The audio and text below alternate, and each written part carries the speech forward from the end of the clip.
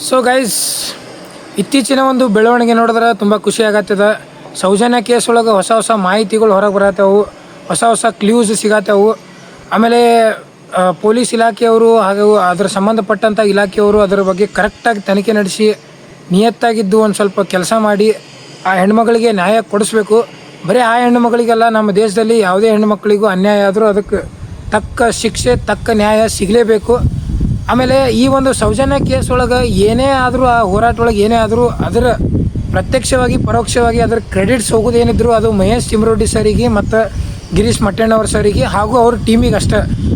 ಅದು ಬಿಟ್ಟರೆ Sameer M D ಮತ್ತು ಥರ್ಡ್ ಐ ಕನ್ನಡ ಅವರೆಲ್ಲ ತುಂಬ ಅವರು ರಿಸ್ಕ್ ತೊಗೊಂಡು ಮುಂದೆ ಬಂದು ವಿಡಿಯೋ ಮಾಡಿ ಆ ನಮ್ಮ ಇವರು ಸರ್ದು ಅವ್ರು ಏನೇನು ಹೋರಾಟ ಮಾಡತ್ತಿದ್ರಲ್ಲ ಆ ಹೋರಾಟದ ಕೂಗು ನಮ್ಮ ಕರ್ನಾಟಕಕ್ಕೆ ಕೇಳಿಸ್ತಾ ಇರಲಿಲ್ಲ. ಸೊ ಇವರು ಅದನ್ನು ಎಲ್ಲರಿಗೂ ಕೇಳಿಸುವಂತೆ, ಎಲ್ಲರಿಗೂ ತಲುಪುವಂತ ಮಾಡಿದ್ರು. ಸೊ ಅವರಿಗೂ ಬಿಗ್ ಕ್ರೆಡಿಟ್ ಸಲ್ಲಬೇಕು. ಅದು ಬಿಟ್ಟು ಇನ್ನೊಂದು ಬೇಜಾರದ ಸಂಗತಿ ಏನಂದ್ರೆ, ಈ ಒಂದು ಸೌಜನ್ಯ ಕೇಸನ್ನು ಮುಂದಿಟ್ಕೊಂಡು ಎಷ್ಟೋ ಜನ ತಮ್ಮ ಪಬ್ಲಿಸಿಟಿ, ತಮ್ಮ ಫಾಲೋವರ್ಸ್, ಲೈಕ್ಸ್, ವ್ಯೂಸ್ ಸಂಬಂಧ ಆ ಸೌಜನ್ಯ ಕೇಸ್ ಮುಂದಿಟ್ಕೊಂಡು ಚೂತ್ಯಾಪಂತಿ ಮಾಡತ್ತಾರು. ಅದು ಯಾವುದೂ ಸರಿ ಅಲ್ಲ. ಯಾಕಂದ್ರೆ ಒಂದು ಹೆಣ್ಮಗಳಿಗೆ ಅನ್ಯಾಯ ಆಗೈತಿ, ಒಂದು ಕುಟುಂಬಕ್ಕೆ ಅನ್ಯಾಯ ಆಗೈತೆ ಅಂದ್ರೆ ಅದಕ್ಕೆ ಕರೆಕ್ಟ್ ನ್ಯಾಯ ಕೊಡಿಸುವಲ್ಲಿ ಎಲ್ಲರೂ ಮುಂದೆ ಬರ್ಬೇಕು ಹೊರತು ಹಿಂಗೆ ಸುಮ್ಮನೆ ಅವ್ರವ್ರ ವ್ಯೂಸ್ ಸಂಬಂಧ ಅದು ಮಾಡೋದು ಸರಿ ಅಲ್ಲ. ಪಾಪ ಅವ್ರು ಅಷ್ಟೊಂದು ಹೋರಾಟ ಮಾಡಿ ಇಷ್ಟು ವರ್ಷ ಅವರು ತಮ್ಮ ಜೀವನನೇ ಮುಡಿಪಿಟ್ರೆ ಅದ್ರ ಸಂಬಂಧ. ಅದು ಬಿಟ್ಟು ಏನೂ ಕೆಲಸ ಮಾಡಿಲ್ಲ ಅವರು.